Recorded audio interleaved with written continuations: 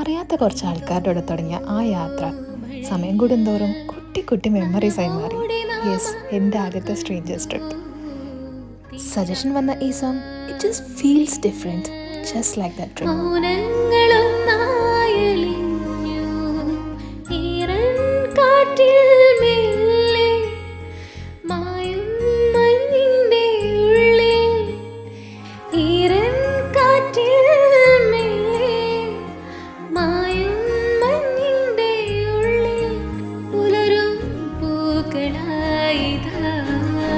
പകലുകൾ തീരാതെ പുതുമഴ തോരാതെ ഇരുചിറകറിയാതെ പല നിറമ